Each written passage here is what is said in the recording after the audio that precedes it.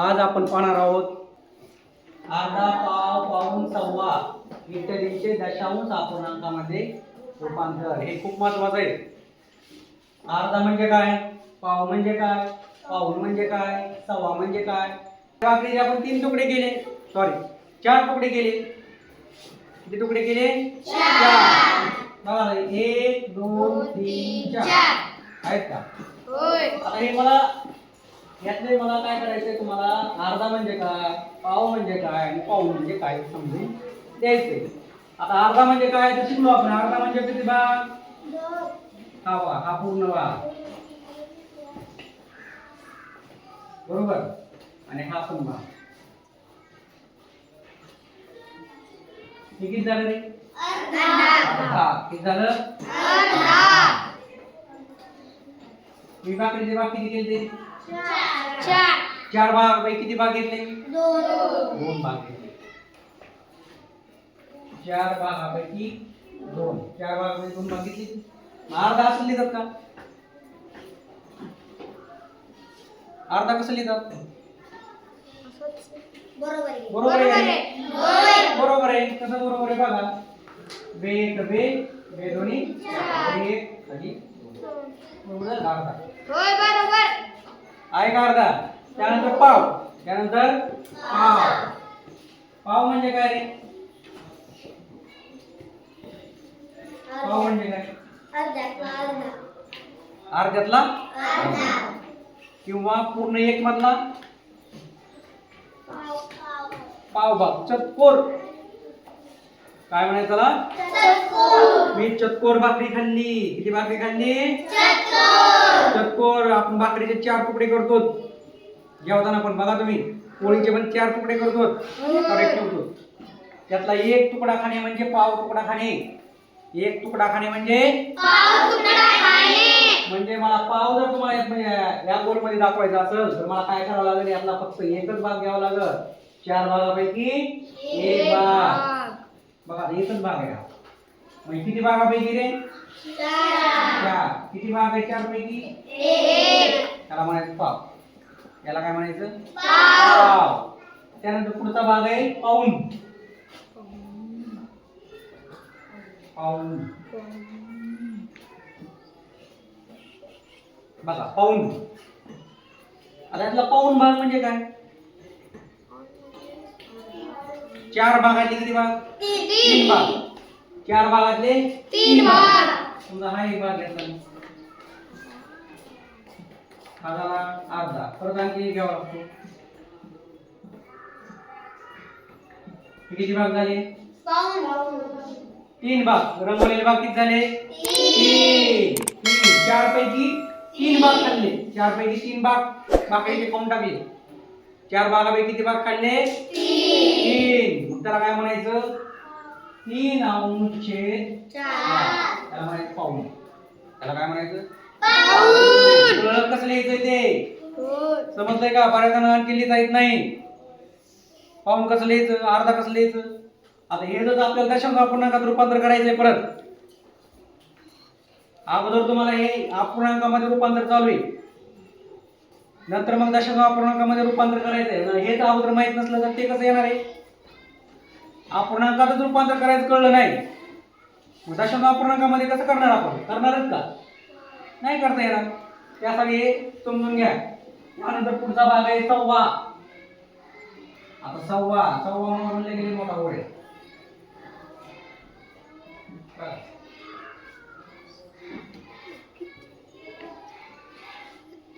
आता हा पूर्ण भाग घेतला समजा, 1 2 3, हा पूर्ण भाग घेतला, हा 1 झाला। हा पूर्ण 1 झाला। पण सव्वा घ्यायचा मला। किती घ्यायचा? सव्वा। काय करावं लागेल? सव्वा म्हणजे किती? 1 आणि पाव। हा 1 पूर्ण आहे, हा 1 पूर्ण आहे, आणि ह्याच्यामध्ये मला किती मिसळावं लागेल? हा पाव।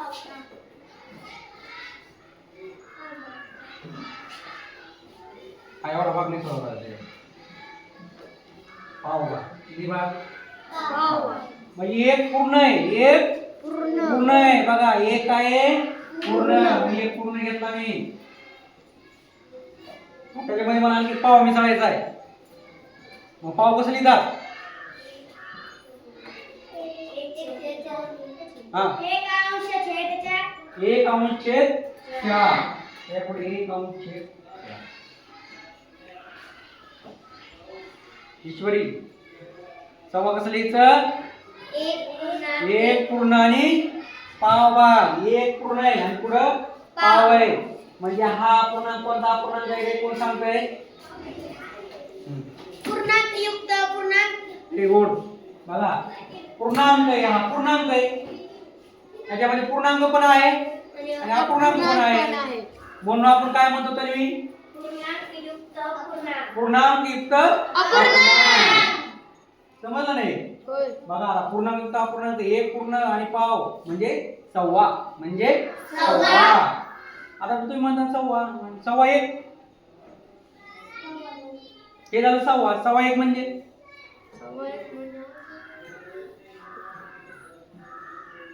सव्वा 1.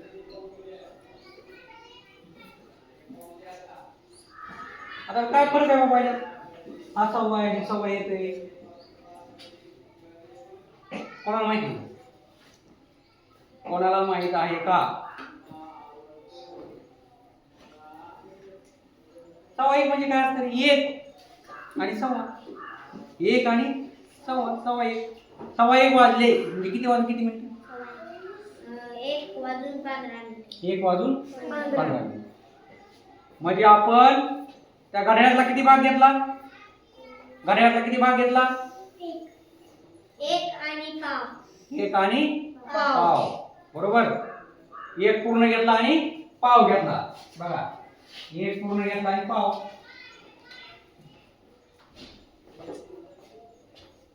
पहा 1 पूर्ण आणि पाव. सव्वा आणि सव्वा 1 सारखंच. लक्षात ठेवायचं. सव्वा आणि सव्वा 1 सारखंच. हे लक्षात घ्या. आता हे सगळं समजले. अर्धा म्हणजे काय, पाव म्हणजे काय, पाऊण म्हणजे काय, सव्वा म्हणजे काय आणि सव्वा 1 म्हणजे काय. यानंतर आपण आता याचं रूपांतर आपल्याला दशांश अपूर्णांकामध्ये कसं करायचंय ते आपण सविस्तर पाहणार आहोत. ज्ञानेश्वर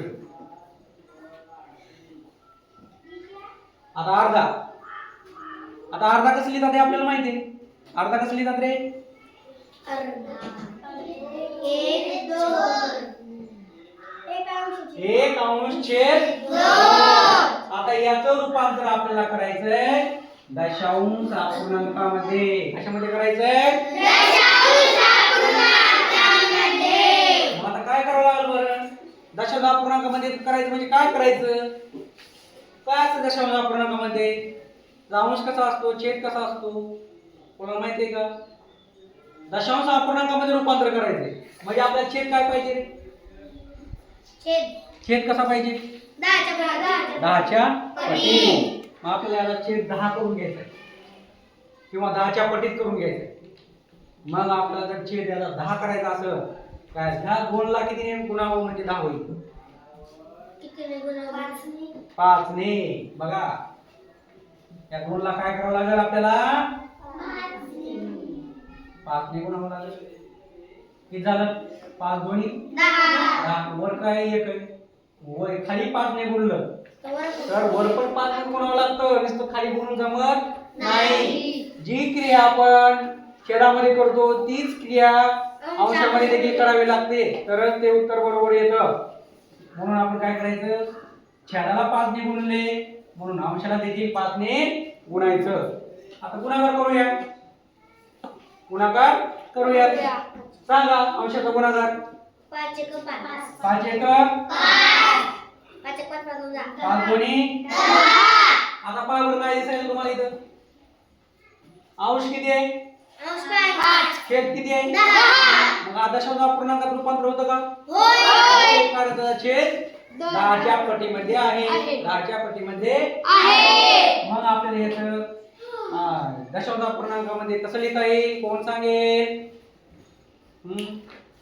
ईश्वरी. 0.5 चिन्ह 5. 0.5 बरोबर.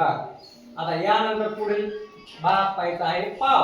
बघा अर्ध्याला आपल्याला असं पण म्हणता येईल दशांश अपूर्णांक म्हणजे काय म्हणता येईल 0.5 म्हणजे अर्धा 0.5 म्हणजे अर्धा किंवा 0.50 हे दोन्ही एकच. त्या दोघांची किंमत सारखीच. का बरं सारखी? कारण दशांश चिन्हाच्या उजवीकडील अंकाच्या पुढे कितीही शून्य आले तरी त्याची किंमत बदलत नाही, हे लक्षात ठेवायचं. त्यामुळे 0.5 किंवा 0.50 हे सारखंच असतं, त्याची किंमत सारखी. आता पुढचा भाग पाव. आताच आपण पाहिलं पाव. पाव कसं लिहायचं?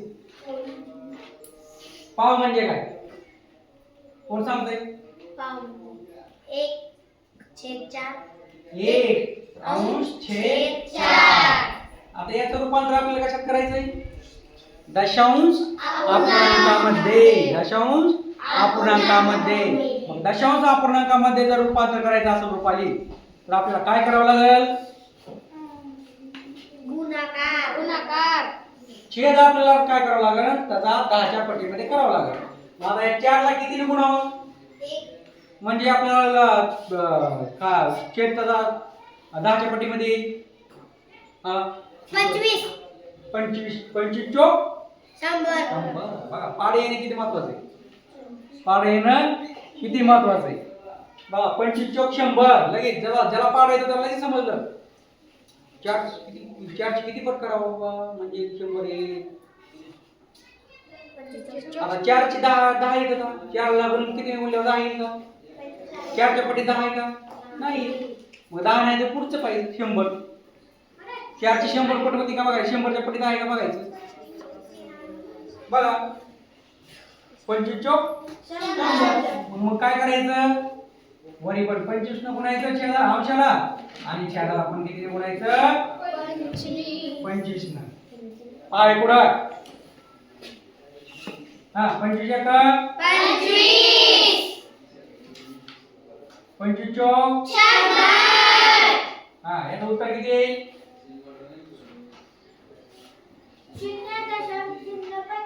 0.25. बघा काय बघा 0.25 किंवा 2.5 0.25 म्हणजे काय म्हणायचं त्याला? पाव म्हणायचं. काय म्हणायचं? काय म्हणायचं? आता त्यानंतर पुढचा भाग आहे पाऊण. काय आहे? पाऊण. आता पाऊण कसं लिहायचं बरं? 3/4.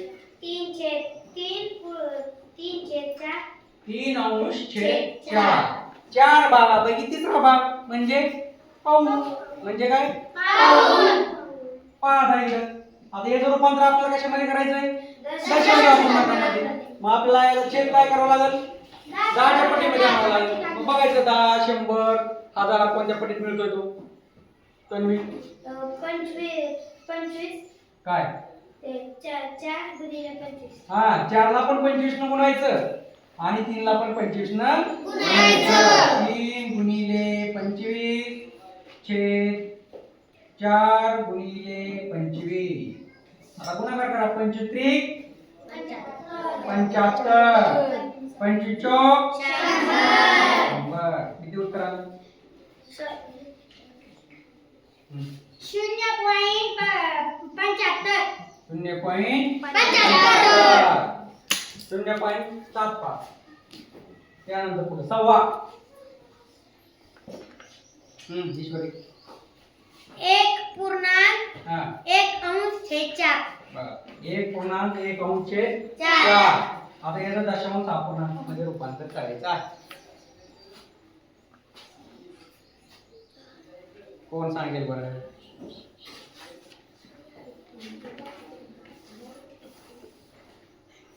सोपं आहे काय चालू? पूर्णला पूर्ण घेऊन टाकायचे आणि पुढचं आहे ते पॉइंट मध्ये लिहायचं. दशांश अपूर्णांकामध्ये लिहायचं ते पुढचं. बघा पूर्ण भाग आपण दशांश चिन्हाच्या डावीकडे आपण काय करतो? पूर्ण भाग लिहितो, पूर्णांक लिहितो आहे की नाही? आणि दशांश चिन्हाच्या उजवीकडे अपूर्णांक लिहितो, दशांश रूपामध्ये लिहितो. मग इथं पूर्ण किती आहे? 1. म्हणून 1 पॉइंट. अपूर्ण कितीचं? 1/4. 1/4 म्हणजे किती? आता पहिला 1/4 म्हणजे पाव कसं लिहितात? पॉईंट.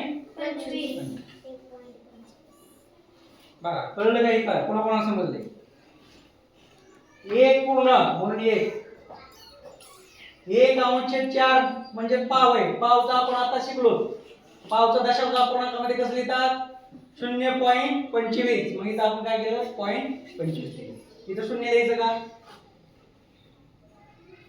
का बरं लिहायचं नाही? कारण इथं ऑलरेडी 1 आहे. जर कोणतीच संख्या नसेल तर आपण तिथं 0 घेतो. संख्या असल्यानंतर 0 घ्यायचं का परत? नाही घ्यायचं. मग 1.25 म्हणजे काय झालं? सव्वा. याला सव्वा एक देखील म्हणतात. याला काय म्हणतात?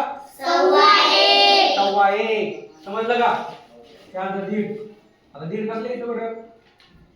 1 पूर्ण आणि हा 1/2.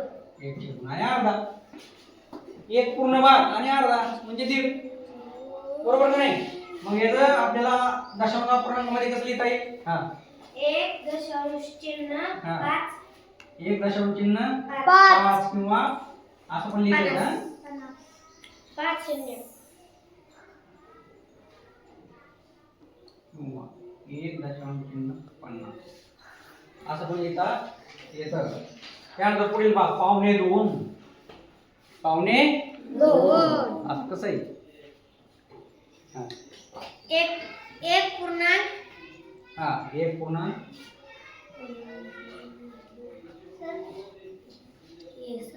1.3 बरोबर. 1.3/4. 1/2 म्हणजे 2 ला काहीतरी कमी. 1/2 म्हणजे 2 ला काहीतरी पाव कमी. 2 ला किती कमी? पाव. म्हणजे 1 पूर्ण आहे पण 2 1 पूर्ण आहे का? 2 आहे का? 2 व्हायला बाकी आहे. म्हणजे 2 व्हायला बाकी म्हणजे पाऊण पुढं. त्याच्या पुढं पाऊण. म्हणजे 1 पूर्ण आणि पाऊण घेतला की काय होतं? पावणे 2. किती होतं? पावणे 2. आता हे दशांश अपूर्णांकामध्ये रूपांतर 1.75. पाऊण म्हणजे आपण पाहिले इथं 0.75. चला पुढे 2.5. हा 2.1/2. 1/2. Very good. आता कसं लिहिता येईल दशांश अपूर्णांकामध्ये? हा 2 पॉइंट हा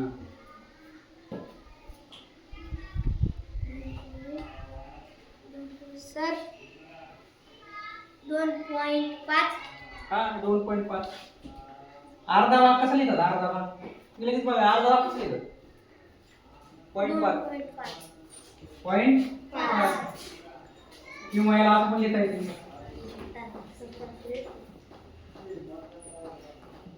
2.50. म्हणजे तो काय झाला? 2.5. काय झाला? 2.5. त्यानंतर 17.5. बघा साडे या शब्दाचा अर्थ असतो अर्धा. नेहमी लक्षात ठेवा. साडे या शब्दाचा अर्थ असतो अर्धा. सांगतो मी